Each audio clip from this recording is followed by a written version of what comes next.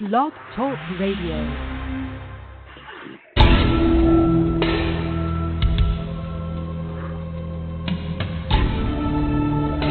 You are now listening to True Murder, the most shocking killers in true crime history, and the authors that have written about them. Gacy, Bundy, Dahmer, The Night Stalker, BTK. Every week, another fascinating author talking about the most shocking and infamous killers in true crime history. True Murder, with your host, journalist and author, Dan Zupansky.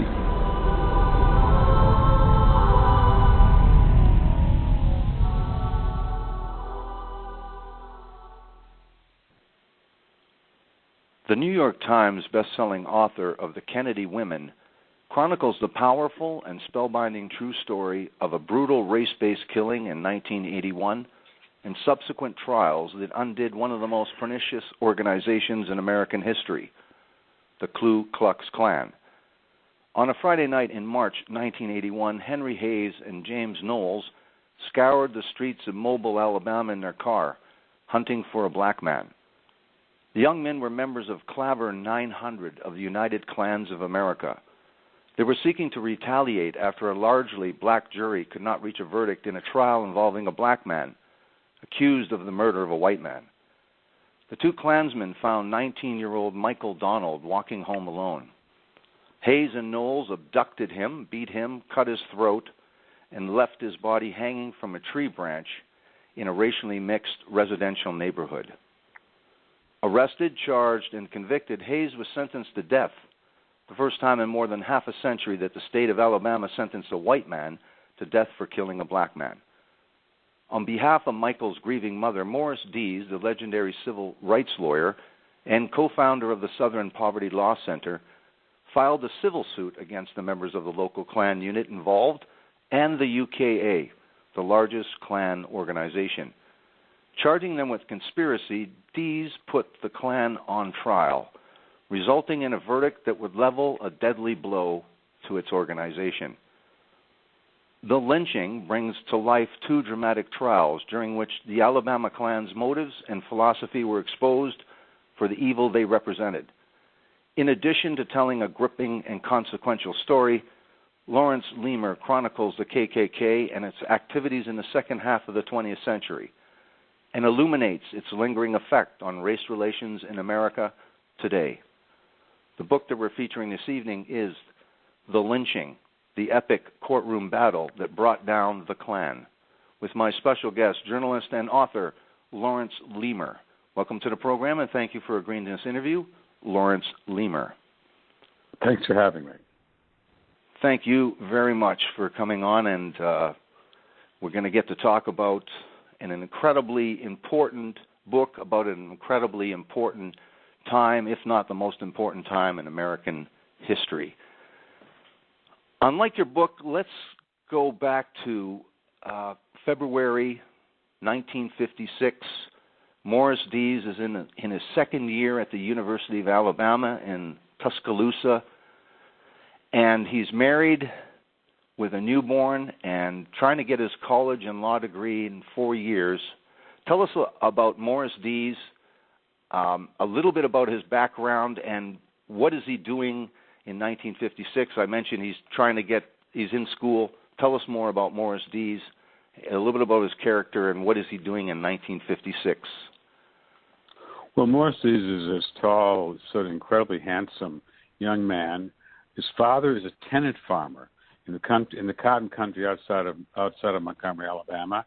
He grows up a segregationist, as did practically every other white person in Alabama, although he had a lot of black friends, and most of his friends were black. And I know that because several of them are his friends for life, and I interviewed a couple of them for my book. But he was a segregationist. He had black friends, but those friends wouldn't come in the house and sit down with their family for dinner, that's for sure. So Morris, he realizes that racial things are not right. He has there's one of the workers, one of the field hands that his father has on his land, and he's stopped by a state police trooper who says that he's drunk, and he's not drunk at all. Something has happened to his car, and they fine him this enormous amount. And Morris is just a teenager. What does he know about the law? but he decides to go to help this black fellow go into court and try to get this fine, try to get get off this thing because he didn't really did anything wrong. And they go into the courthouse. It's just in a country store there, and he tells his case, and the state trooper says no, he's drunk.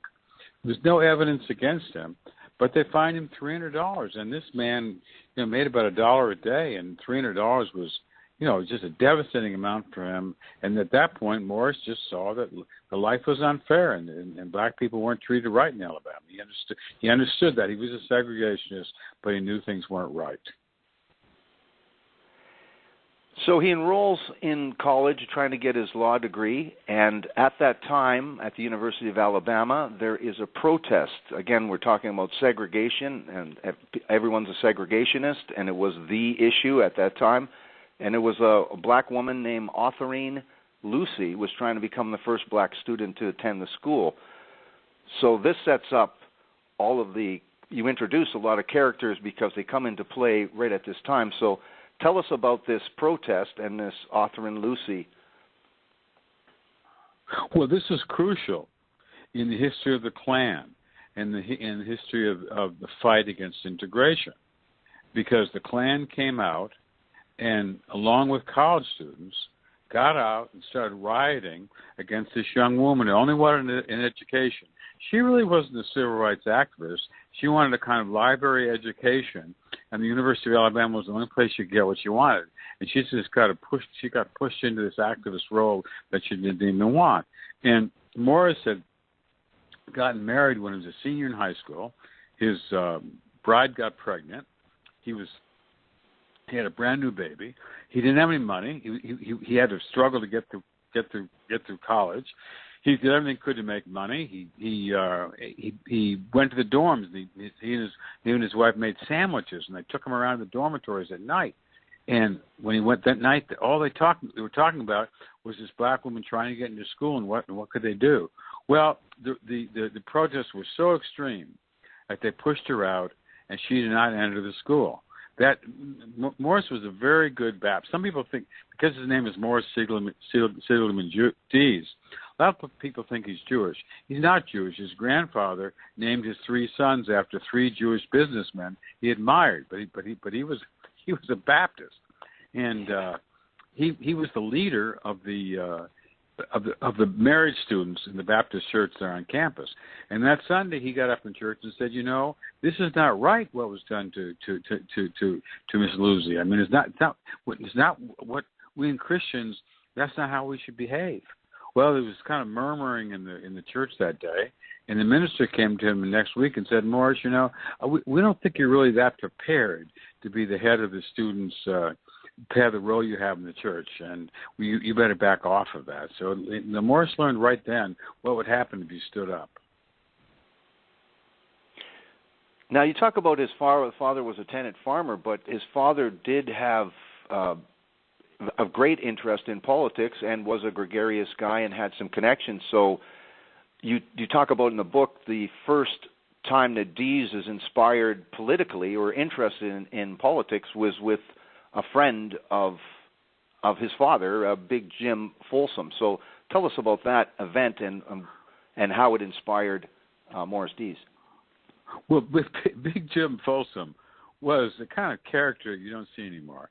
He was a bigger than life in every way. He was a 6'6", wildly overweight, heavy drinker, very much of a populist. He thought that one day that the white establishment had done everything to keep the poor whites and the poor blacks from understanding that they had more together, they had more to gain to working together than they did working apart. And the establishment knew that if they flamed racism and kept the white working class from having anything to do with blacks, that was the one way they could keep power. And that's what Jim Big Folsom said they were doing. But one day he said that the white working class and the black working class would get together and there would be a different society. And that's what he was trying to do as governor. He was a very, very popular governor. And he'd come out to the Dees home and just sit there and get drunk. He'd just sit there and drink until he could finally hardly walk. And his black aide and chauffeur, picked him up and put him back in the car and drove him back to the mansion in Montgomery. But that's the first time that Morris got interested in politics and the idealistic part of politics. And that interest in politics was not just a passing thing. He was seen as very ambitious. So what was his political life and his future as a result of this ambition? Well, he was terribly ambitious. He wanted to make a lot of money. He had all these businesses going with his friend Millard Fuller, who eventually started Habitat for Humanity. They were in college together. They had all kinds of businesses. They did the student guidebook. They did cakes. They figured out that you could send letters to the parents and tell them that your son's having his birthday next month, and for $5 we'll deliver a cake to his dormitory. Made a lot of money, made all kinds of money, but he's politically ambitious too. And in 1958, he took a semester off from school and was George Wallace's student campaign manager in the state in Wallace's first run for governor. Now, George Wallace was another poor boy. George Wallace was a University of Alabama student and got his law degree from the University of Alabama, as did Morris Dees. And George Wallace knew. He's a smart guy. He had the most brilliant sense of politics of anyone of his generation, other than probably Lyndon Johnson. He understood the white working class. And he knew that segregation was going to end after the 1954 Supreme Court decision. It was just a matter of time before it was going to end. But he realized that if he became a militant segregationist, that was the quickest way to power. He could manipulate these people and motivate them and tell them there'd never be integration, and he could rise to the governorship and maybe to the Senate, and who knows where he could go like this. But he was very cynical. He could have been the de Klerk of Alabama, doing what the President de Klerk of South Africa did in working with Nelson Mandela to end the abhorrent system of apartheid. George Wallace maybe could have done that. It would have been very difficult, but he chose a very different route. And in 1958, Morris was there behind him as a student campaign manager. And Morris not only learned the ins and outs of politics in terms of campaigning and what it took to really get out there and get votes and organize people and get them to the vote that day, but also he was privy to exactly what George Wallace thought, at the same time the strategy that he employed. So he was aware of the reality behind George Wallace, wasn't he? Well, Morris these days like to say, well, Wallace wasn't that bad. He went to his Baptist church in Montgomery, outside in the countryside that Sunday, and he was a lay preacher. In those days, you didn't need credentials to be a preacher. You could just get up and preach. He did it many Sundays. And he got up that Sunday and he said, my fellow Baptists, we've got these fellow Baptists in Birmingham. We've got these fellow Baptists that are in trouble. We've got to help them.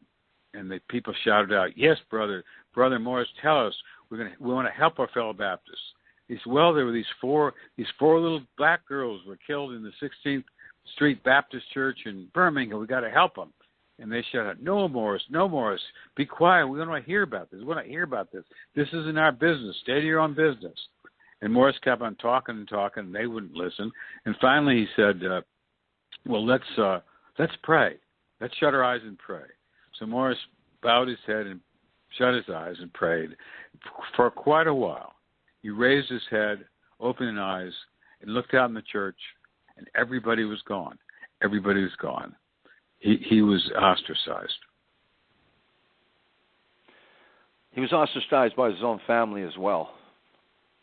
Well, he was ostracized. The next year, the time of the Selma March, famous Selma March, at the beginning of that march, with Martin Luther King, Morris and his fellow friend, his partner, Millard Fuller, drove a bunch of people, civil rights activists who had flown down, ministers, basically, mainly Lutheran ministers, drove them to Selma to take part in the march. That's all he did. He didn't take part in the march himself. But at that time, a state trooper came to his mother's house and said, "Your son Morris, he's getting himself in a lot of trouble. He's with those communists. You better stop being with those communists. There's no telling what's going to happen to him." So that was the thing. Everybody's being watched in those days. You went just a little bit off the straight and narrow in terms of segregation, you were in trouble. And Morris had walked a little bit off that road. Now, in 1956, when Morris Dees was in the University of Alabama and he was witness to this black woman, Autherine Lucy, not being able to get into college, and then, you know, a couple thousand people, as you write in your book, cheering and jeering at her, and they used some excuse to make sure that she was excluded from that university. Right. Among the protesters, you say, that day was the important character Robert Shelton, and also Asa Carter and Robert Chambliss. And he had saw the film Birth of a Nation, you said, and he was an explosives expert. And there was a couple bombings, like in Martin Luther, over the bus boycott, and that they thought might be related to him. So let's talk about Robert Shelton, Asa Carter, Robert Chambliss, and what they were doing in 1956 before we talk about what they're doing in 1961. Okay, they are these socially disconnected people, okay? They're not churchgoers. They're not union members. They don't belong to the Rotary Club. They don't have too many friends. And in the Klan, they find an identification and purpose. They're lower class, they're working class whites. And the whites, most whites look down on them, think they're white trash. The only people they can look down on are black people, and they don't want black people to rise up. And at the time of Lucy trying to enter the University of Alabama, Robert Shelton was a young Klansman, and he was there and he was taking part in this riot, and he just loved it. And Asa Carter was there. He was a very smart young man, a very talented young man, and a Klansman. He was there, and Robert Chambliss was there. And Robert Chambliss would become notorious later as a bomb maker. We talk about the bomb makers now in terms of the terrorists and ISIS and how important role they play. Well, Robert Shelton was the bomb maker for the United Klans of America. He made the bombs that blew up the Birmingham church at the direction of Robert Shelton. And Robert Shelton was there, and Asa Carter was a member of a Klan in Birmingham that castrated a black man. I mean, these were terrible people, the things that they did, but they weren't stupid people. They weren't stupid at all. Now, it's important because you tie in Shelton, and we talked about Governor Patterson versus Judge Wallace trying to be governor, and them both using segregation, the issue segregation, to their benefit, but also accusing each other of belonging or having ties with the KKK, which actually worked out for Patterson, amazingly in your book you chronicle. The thing is that Shelton had meteorical rise, as you say, to Grand Dragon, but there's a really close relationship with Wallace and Patterson. Tell us about that relationship and how much power does Robert Shelton have as a Grand Dragon? Well, in 1958, Robert Shelton directs the United Klans of America to work for Patterson, who, and in the runoff election, Patterson and Wallace were the number 1 and 2 candidates. The runoff is between them. Right before the election, Wallace criticizes the Klan. He says that Patterson has the Klan support and it's terrible. And if he wins, the Klan will be in power. Patterson won, and so Wallace changes his tune. And he thinks, I want that Klan support. And so he goes to Robert Shelton, and 4 years later he has that support. And it's very important because these Klans people, not only the thousands of them, but they'll do things that ordinary supporters won't do. They'll go out at night and they'll rip down the advertising and the signposts and the billboards for your opponent. They'll just rip it down. They don't care. And they'll threaten people and scare people. They'll scare people into voting for you. They're very important. And so they helped Wallace win election in 1962 on a very racist segregationist tick. The famous story in 1958 when Wallace loses, and on that night, and he's just devastated. And he goes to the hotel where he's got to talk to his supporters and who are there to thank them. And he's just in such a terrible mood. And he uses the N-word and says, "I will not be out and end again. I'm not going to be out and not end again." And he wasn't. And he took that racist, segregationist theme and built it as strong as he could. He got Robert Shelton, the United Klans, to get behind him. They helped him get elected in '62. He paid Shelton back. Shelton was a tire worker in the Goodrich plant in Tuscaloosa, right on the line, a real worker. And Wallace got that company the contract for the state tires, and so Shelton got out of the plant, got out of doing that. He got a more executive job, and he could drive around the state doing contracts and talking to those Klansmen. And Wallace got Shelton's father a job as well, and then the Klan was willing to do just what George Wallace wanted, but nobody knew this, and that was the story of the South in those days. People pretended the Klan was this outcast, ne'er-do-well organization, but the Klan did, for the most part, what the establishment wanted it to do. Now let's get back to where Morris Dees is in terms of the formation of the Southern Poverty Law Center. When does that happen, and what is the impetus for that? Why does he do that? You talked about him being an entrepreneur, so that's where he gets he finances this thing himself. So tell us about the reasons for this and the formation of the Southern Poverty Law Center. Well, he makes a fortune. A very smart guy. He and his partner Millard Fowler, they do book publishing, and they're for a time the largest publisher of cookbooks in America. Very smart guys. They make a fortune.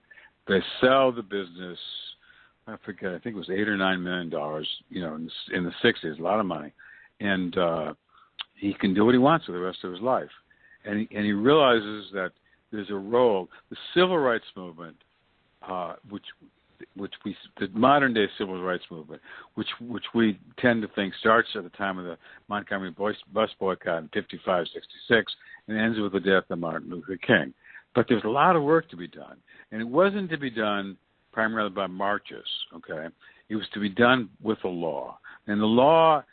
So often the role of the law in the civil rights movement has been downplayed because it's much more dramatic and romantic to talk about the marches and the parades and all this and brave people standing up, and that they did. But the courts are very important, and particularly the federal courts. Without the federal courts, we would still have segregation in the South and a very different America. And so Morris then starts this civil rights law firm. In 1971, he calls it the Southern Poverty Law Center. It's really not about poverty, but that's what it's called. That's what the civil rights law firms were called at that time. He brings down 5 very smart young lawyers, and they start filing all these lawsuits. There's just a wealth of things they can file against. In Selma, Alabama, for example, on the white part of town, the roads are all paved.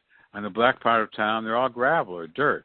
And so he sues to say that they got to pave the black part of town. They sue to integrate the state troopers. There was not a single black state trooper at that time. All kinds of lawsuits. Do a lot of good work. And Morris is a brilliant fundraiser. And he sends out these letters and gets all kinds of money. Can't believe all the money that starts pouring in, mainly from northern liberals, to fund this organization. At the same time, he's not only criticized, he's not only ostracized. It's more serious than that, isn't it? No, the Southern Poverty Law Center, the offices are firebombed by Klansmen, by members of the United Klans of America. One Christmas, he is there with his daughter, putting the ornaments on the Christmas tree, and there are 2 intruders out on his ranch in camouflage uniforms and carrying assault weapons, and they're scared off by his own security people. But it was a serious business, and it was scary. And he's a very gutsy guy. He's something else. He's like he's not. I mean, people think of Atticus Finch. Okay, every lawyer would like to be Atticus Finch, the famous hero of Harper Lee's To Kill a Mockingbird. I think that image has ruined more lawyers than anything else because there never was an Atticus Finch. There never was such a person. But Morris Dees is more like Oscar Schindler, the hero of Spielberg's wonderful movie, who was a womanizing, grandiose, self-centered Nazi businessman who ends up saving thousands of Jews. And Morris is not a morally perfect man, but he does the right thing in the right way. He's the kind of guy that in those years he would drive his motorcycle 100 miles an hour down the country lanes. And on the weekends he'd go off and ride in rodeos. So he in a way liked danger. And he took chances very few people would have taken. And the other lawyers at the Southern Poverty Law Center really didn't like this. And what did he say to them when they said, "Listen, you're endangering this business. Is this just your own concern?" They saw it as his own campaign, his own mission, and not theirs. And what was his response to them? Well, at the time of these murders, this lynching that's the center of my book, the two murderers eventually were found and sentenced. But Morris felt that wasn't enough, that he had to go after the head of the United Klans of America, Robert Shelton. And so he went to Beulah Donald, the mother of the murdered teenager, and he got her to file a civil suit.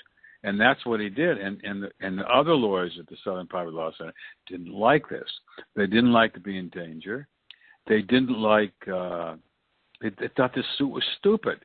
They thought the judge would. There was no way. There never was a case of an organization being found guilty for what a couple of its members did, and so they thought it wouldn't work out. It was a waste of resources. It was just they eventually, all five of them, ended up quitting, walking away, rather than going ahead with this. Now let's talk about. We'll get back to Robert Shelton and Klavern 900. And that fateful meeting that they have at Robert Shelton, where Benny Hayes, Henry Hayes, Tiger Knowles. Tell us about the meeting. In great description, you talk about the altar and the candle. So describe that scene of this Klavern meeting in a cabin on Benny Hayes' property. Okay, these guys are just nothing in society, okay? They're nothing anybody ever paying any attention to. And in the Klan, they find identity. And in these quasi-religious rituals, with the altar, with the cross, with the mumbo-jumbo language, okay? They just love this stuff. They eat it up. They love to come to this meeting and take part in this. So there's one of these meetings in March of 1981, and there had been a black bank robber in Birmingham. He'd robbed a bank, and when he came out and was trying to escape, he had allegedly killed a white police officer. Now, the authorities in Birmingham knew that he couldn't find a fair trial there, so they brought him down to Mobile, and the trial was heard before a largely black jury. That evening at the Klavern meeting, they decided that if this guy got off, or there was a hung jury, some of the Klan members would go out and find a black person and in retribution kill that black person. And so that Friday evening, sure enough, the jury came back with a hung jury. And so James Tiger Knowles and Henry Hayes went out looking for a black man. They found this old black gentleman talking to a telephone booth that he was too far away. And then 19-year-old Michael Donald is walking there. He lives in the projects with his mother. He's the youngest of 7 children. He's there. He's home that evening watching a basketball game. His family's sitting there playing cards. And his aunt says, about 11 o'clock, his aunt says, "Michael, will you go out and get me a pack of cigarettes?" And she gives him $1. That's all he had in his billfold. And he goes out to get the cigarettes. And he's walking on that street, and on that dark street, and this Buick comes up, and Tiger Knowles 17 years old. Tiger Knowles pulls out a gun and orders Michael Donald into the car. Now, Michael Donald is not stupid, and Michael Donald is black, and he knows he's a black Southerner. He knows what's up. He knows what these people are likely to do.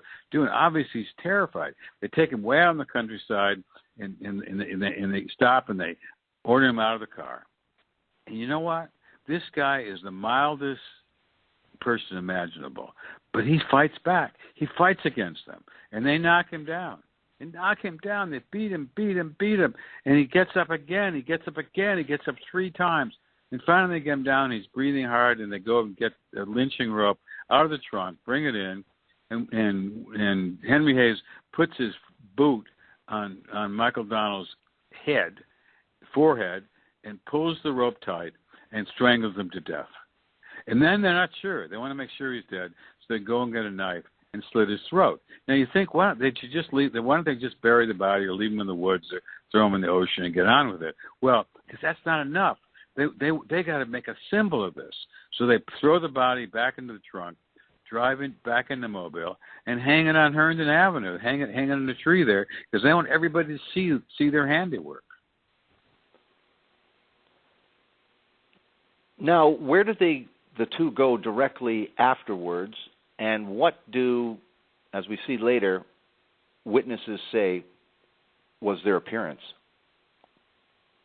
Well, they just go back to their friends. This street, there were Klansmen. The street, there were 4 houses on that street that had been owned by Benny Hayes, Henry Hayes' father, who was the most powerful Klan official in the southern part of the state. So it was known as a Klan habitat. And there were several apartments where the Klansmen went. And Tiger Knowles had blood in his shirt, and when he went in, one of the Klansmen saw the blood in his shirt and quickly got him to go outside and told him about the blood, and he changed his shirt. And other Klansmen got in cars and went to the courthouse and set a flaming cross there as a symbol of the Klan's power. Now, it took a little while for the people of the city, or pardon me, the town, to realize what had happened. It wasn't an actual lynching because he was strapped to the tree, but tell us what happens with this crowd, this crowd that has gathered, and what's their reaction, and who comprises the crowd mostly. Well, okay. There were a couple of black people who lived in that street, but that was about it. But it was in a poor neighborhood. And in the South at that time, the poorer the neighborhood, the more likely it was going to be racial mix. And this was a poor neighborhood. And so these black people started showing up, and they cry. And they're mainly out of that sort of religious tradition of the South. They're not embarrassed to show their emotions. And they cry, and they get down on their hands and knees, and they beat their fists against the ground because they know what has happened. Okay, they know. Why do they know? Because there was a tradition of lynching in the South. From 1870 to 1955, there was a lynching of an average of over once a week. And they were it was psychologically a brilliant device to intimidate a race. Imagine if you're a black mother. How do you raise your son? Do you raise him to stand tall and bold? Or do you raise him when you see a white man come on the sidewalk, you get off the sidewalk and doff your hat? If you want him to stay alive, you probably do the latter. So the fear of lynching, it hadn't been a lynching for 25 years, but the fear of lynching was in the black soul of the South, and they knew what it had done. Now, conversely, the white establishment did not want to admit that a lynching had happened. Mobile had a much better reputation than Montgomery or Birmingham in terms of racial matters. There was no national publicity negative about it. They didn't want that to happen. They didn't want it to be said that there was a lynching. And so 4 of the 5 detectives, according to Bob Eddy, who was a state investigator who came down, 4 of the 5 detectives were racist. Okay, and they weren't looking around to find white people to help black people. And 3 white kind of, probably young drug dealers or just ne'er-do-wells, they arrested them for the crime and said it was a drug crime. That Michael Donald, it had been a drug deal gone bad, that Michael Donald was buying drugs he hadn't paid, and these 3 guys had killed him. There was nothing in Michael Donald's reputation, no evidence that he was a drug dealer, none of this at all, okay? that's what they said. And they arrested these three young men. And they would have put them in prison. They wouldn't even executed them for a crime they didn't commit. But it had to go before a grand jury. Now, grand juries generally do pretty much what the prosecutor wants them to do. I mean, that's what they do. They're just lay people. They don't know that much about the law, and they believe in the authorities. But that time, when this came before them, they knew that this was wrong, and so they refused to give an indictment. So these three young men went free. But the authorities in Mobile, they weren't going to go against this crime. And that's why people talk about states' rights, and they say, we have to have states' rights. Yeah, in some ways of course you have to have states' rights. But states' rights is often just a subterfuge. It's just another word for racism. I'm sorry. And in this instance, what did it take? It took, that morning of the lynching, there was a man, Michael Figures, who was a state senator. He's a black state senator, the most powerful black politician in the southern part of the state. He came that morning, and he took pictures of the lynching, and he turned around and he took pictures across the street. He didn't know what it was, but he took a picture of three white men. One was Benny Hayes, the Klan leader, the big Klan leader, his son Henry Hayes, and Tiger Knowles, the two murderers, and the person that set them out to do this murder. And Michael Figure's brother, Thomas Figure, was an assistant U.S. attorney in Mobile, and he wanted to quit, but he said, if I quit, they aren't going to find, there's going to be no justice. So he constantly lobbied the Justice Department. He just lobbied the FBI. He lobbied the Civil Rights Division of the Justice Department until finally they decided to come down. And they were the ones, through their efforts, through their grand jury, and bringing people before the grand jury, not only once, but 2 times, 3 times, 4 times, finally broke Tiger Knowles. He confessed, and he was sentenced eventually to 25 years in prison, and Henry Hayes was convicted and eventually executed. That never would have happened without the federal government. Now, the federal government used every available leverage they could, including really digging up a robbery motive so this would be a capital case, which, again, because of that leverage, starts making people talk with that kind of pressure, doesn't it? Well, no, the robbery, that's the state case. That's the case against Henry Hayes. When he goes to trial finally, at that time in Alabama, you could kill somebody, you could kill 5 people. If you just went and slaughtered them, that was not considered a capital offense for which you could be executed. You had to have committed another crime at the same time, generally robbery. If there was robbery at the same time, then you could be sentenced to death. Well, what were they going to do? They didn't have capital murder. Well, Tiger Knowles had asked Michael Donald to take out his wallet when in the backseat of the Buick as they're driving him out to his death. And the wallet just sat there with a $1 bill in it. It was found a few days later in a dumpster in Mobile without the dollar. That they said that was robbery. Well, it had nothing to do with Henry Hayes who was on trial. It only had to do with his partner in the thing. And was it robbery? I don't think so. I mean that somebody could have just found. There was no real strong evidence it was robbery, but they wanted to find the murder verdict. But even then, the jury initially, sentenced him to life imprisonment. Now in Alabama, then a couple months later, the judge then that was oversaw the case then looks over this verdict and confirms it. He changed the verdict to death. It was very, very rare, almost unheard of at that time. But that's how much at that time the state wanted to execute somebody and show that they weren't racist. In your book, you have an amazing tale of this Benny Hayes, who is the biggest official in the southern part of Alabama at this Klavern 900. Big influence. He's a big man in town because he owns some properties, and he has the cabin where the Klavern meets, or the Klan meets.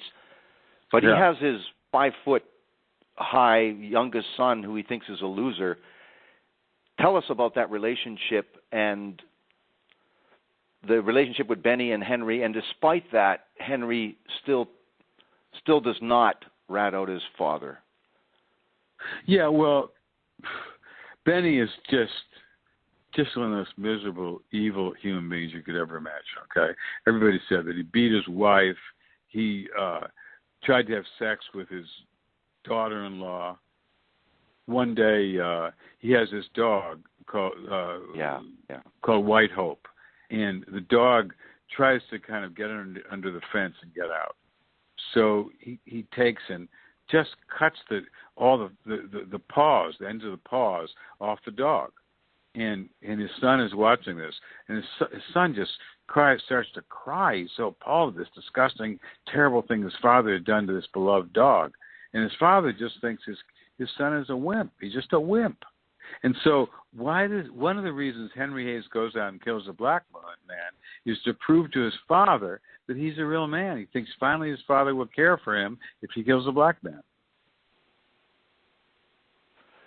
And meanwhile, he is secretly, and it's interesting, you say that his wife overhears that basically it's a reasonable sacrifice, his son, for the Klan.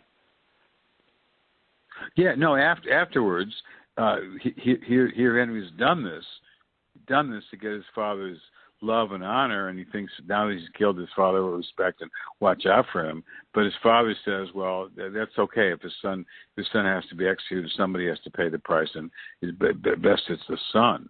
I mean, the father doesn't really care. It's terrible for the boy.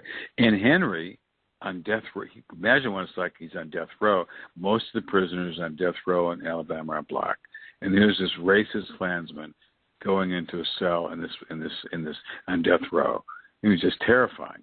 And in the first few weeks, he had people protect him right and left. But after a while, he realizes these black prisoners are his brothers, and he becomes friendly with them. He becomes really friendly with them, and they really protect him. And the night before he dies, who does he talk to but a black preacher? He talks to a black preacher, and for the first time, he confesses that he was indeed one of the two killers of Michael Donald. Now, Morris Dees, we didn't talk about the actual meeting with Mrs. Donald, and she is a very, very interesting character, and she never attended the trial, but her family did. So tell us about that meeting and what she had said to Morris and what he had said to her to get her confidence that he was the right person to handle this and that she would bother to be, she's pretty cynical about white people in general and especially the law, you said. So what convinced her? Well, she didn't look. A black woman of that generation. It's hard to talk about this because I don't know who's listening to this, and I know what I was like when I went down there to research this book. I mean, I thought I knew about the South. I thought I knew about slavery and the repression, but I didn't know anything, okay? I didn't know how bad it really was, worse than I possibly imagined.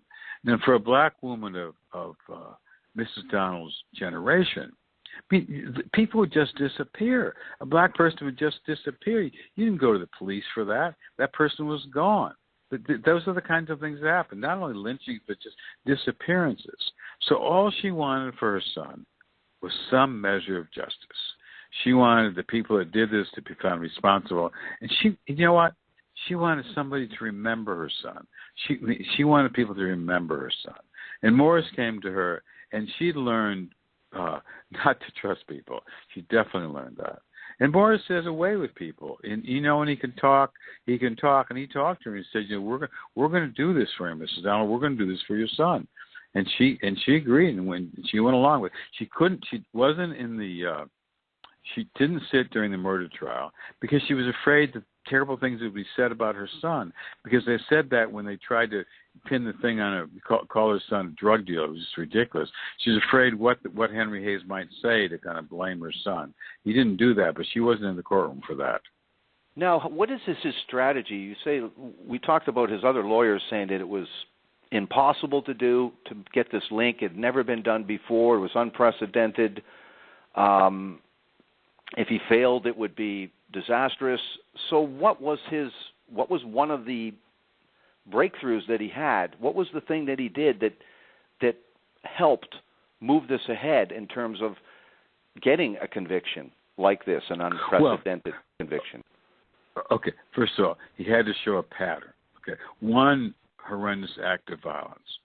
one terrible act isn't enough. He had to show a pattern. I mean, he had the one of what was done to Michael Donald, and he knew that he believed that Robert Shelton had put forth the racist philosophy that had motivated these people to do that. But that wasn't enough. He was suing for $10 million against the Klansmen, and that wasn't going to do it. But so he had to find a pattern. So he tracked down James Thomas Rowe, who had been an FBI informant, who actually, as an informant, had led a lot of the Klan's most violent actions. I mean, he said I had to do it, but I think it took a little bit too much more pleasure in it.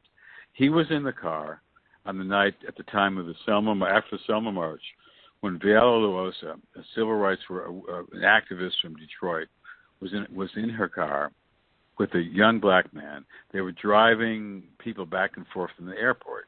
And in Selma, these four Klansmen were in the car, and they saw this car with the middle-aged white woman and the young black man, and they were going to get this car, and they chased them out in the countryside, going very fast, and he pulled up beside the car and fired bullets into the car and killed Villalobos. They killed her, okay?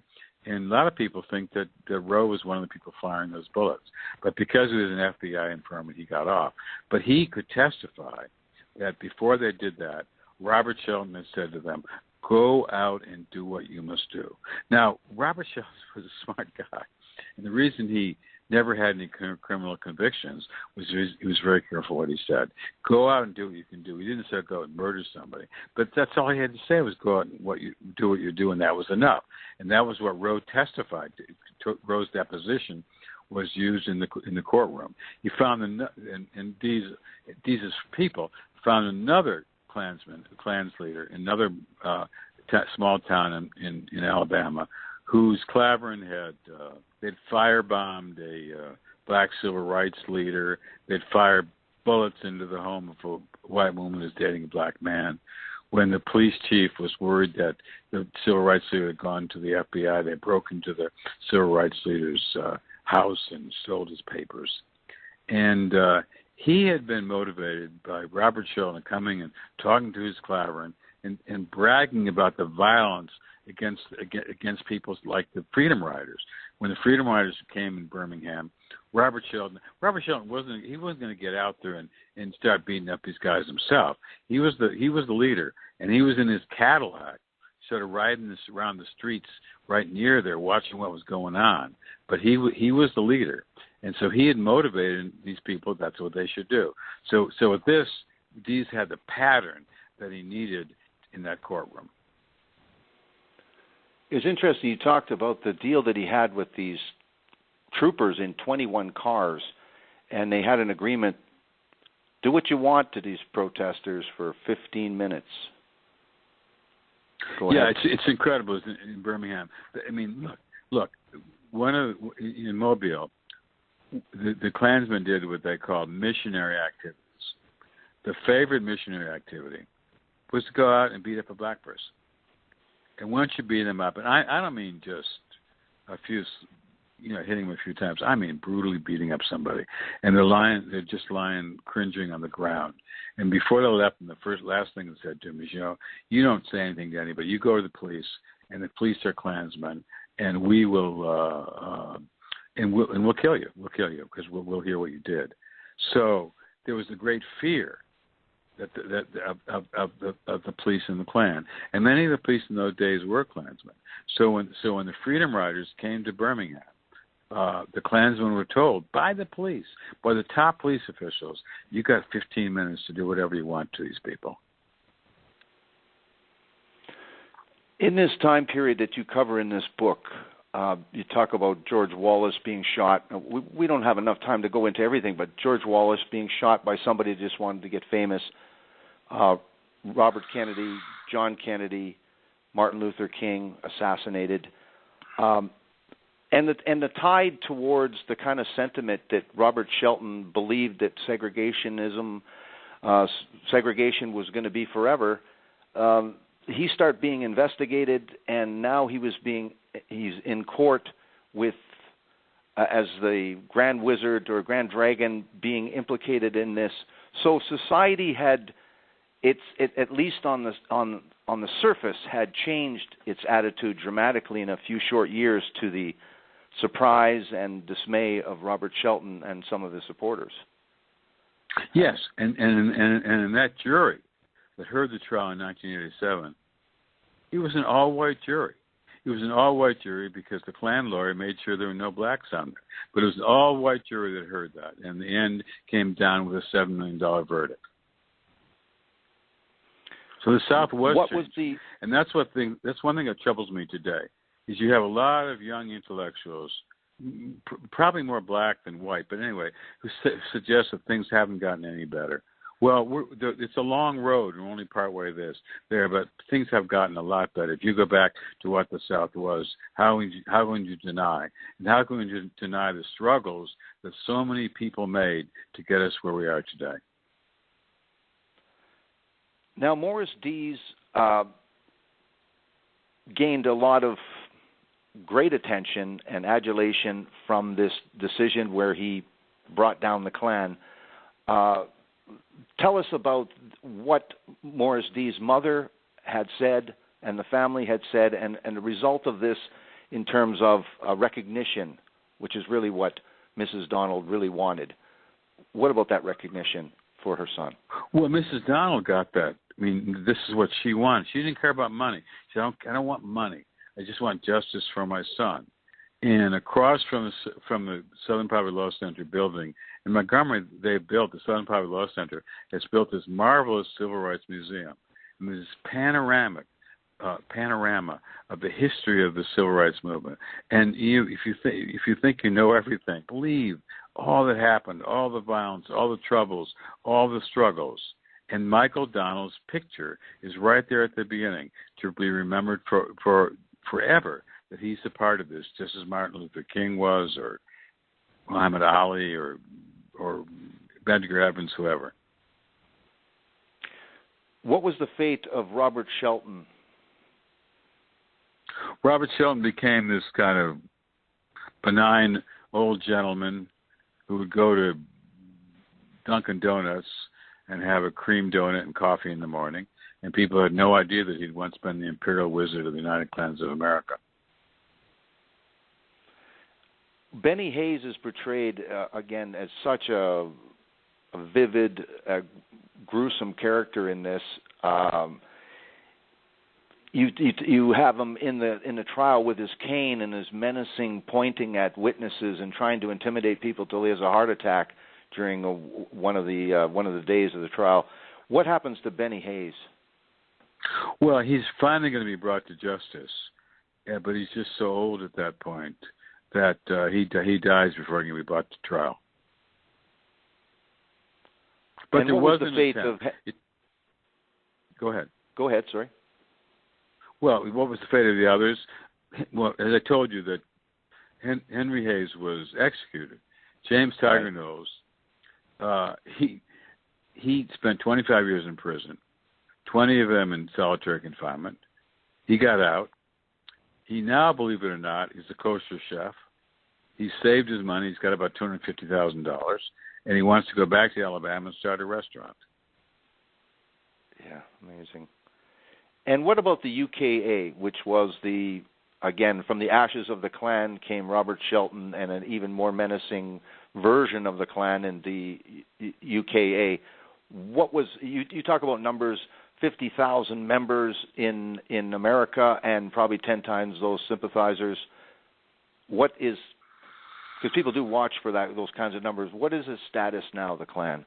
It's not gone. Well, first of all, this legal theory that Dees invented has been used a number of times against skinhead groups and white nationalists and crypto-Nazis and other Klan groups. So you don't have any more big organizations, okay? You've got small organizations. But troubling things. Just a few days ago in Sacramento, there was a kind of neo-Nazi group that was having a protest, and there was there were knife fights and 10 people were injured, and there are people out there. It's still a very troubling thing. There's still people with these attitudes, and they pick the stuff up like Dylan Root did last year in Charleston. They pick it up off the internet. They don't have to become a member of our organization. It's a very troubling time in our society now, and a very dangerous time. What did Morris Dees go on to? It wasn't the end of his illustrious career, but what else did he go on to do? And his personal life suffered from some of these decisions. But what was a very profound thing is the scene that you have in there where his daughter questions what he's doing and his motivations, and then you write about how he convinces her that it's all worthwhile. Well, his daughter is in the house. They're putting Christmas ornaments on the Christmas tree. And suddenly these two guys in their camouflage outfits, and their assault rifles coming onto the land to try to kill him. And the security, scares them off. But the daughter, they go in a closet and hide. And the daughter is afraid, and she says to her, "Daddy, why do you have to do this? Why do you do this?" And so she brought him down to the trial, the civil trial, with the Michael Donald trial, and she saw for the first time what her daddy was doing. But his life was in risk. Now, he's a very controversial person. Now, some people listening to this will know his name and admire him. Other people just can't stand him. Okay, that's the way it is. He's a controversial figure because he stood up for these things. But his life has been in danger. He has security, and again, people don't like him. Say he doesn't need security. He's just showing off. He's just wasting money on this. But I know for a fact that as recently as 10 months ago, there was a serious threat. Incredible. Yeah, incredible. You also talk about it took till one of the incidents in there with the young woman, there finally was a conviction of one of the Klan members in 2010. And just to show, again, just a sort of understanding of the time, he only received 6 months. Right. Yeah. But still, I mean, Now, is there you talked about the impact that this Morris Dees and the Michael Donald civil suit case had on other organizations like this to be able to bring them to court and dismantle them. What is Morris Dees doing now other than, again, you say his life is still in danger, but obviously, what is he doing right now? He's the same guy. He's been married 5 times. He's now living with someone else, and he's very, very happy, woman he really loves, and he's continuing to do. He still takes these motorcycle trips. I mean, he still works at the Southern Poverty Law Center. He's just a very dynamic person. What was the effect of writing this book on you? I know that you had said that there were some things that really amazed you that you had no idea of, and of course this is covering a lot of incredible history in America. What was the overall, I guess maybe the most profound effect for you doing this entire book project? Well, listen, after World War II, the name Holocaust was not used. It was not until the 50s when Jewish Americans felt it was extremely important to remember this, and this was a way to remember it. And so now we all know that, okay? We all know the Holocaust. We decided it can't happen again, and what a horror that was. I think we have to know these problems in this era, the civil rights, the struggle for black equality, the evils of slavery that Obama said is the original American sin. We all should know that as Americans, not to feel guilty. I mean, come on, it's not about that anymore. But it's part of our history, and we all should know this and realize what we've come through. It's very important for all of us. Absolutely. I want to thank you for coming on and talking about the lynching, the epic courtroom battle that brought down the Klan. It's a fascinating book, Lawrence, and I want to thank you for coming on and sharing it with us. For those that might want to follow your work, or do you do Facebook, or you have a website, how people might contact you or find out more about your work? Yeah, I've got Facebook, and I've got a website, leamer.com. There's not too much on it except for my books, but Facebook too. Yeah. Well, thank you very much, Laurence. A fascinating book. Thank you very much once again for coming on and talking about it. You have yourself a great evening. Okay. Thank you. Thanks for having me. Good night.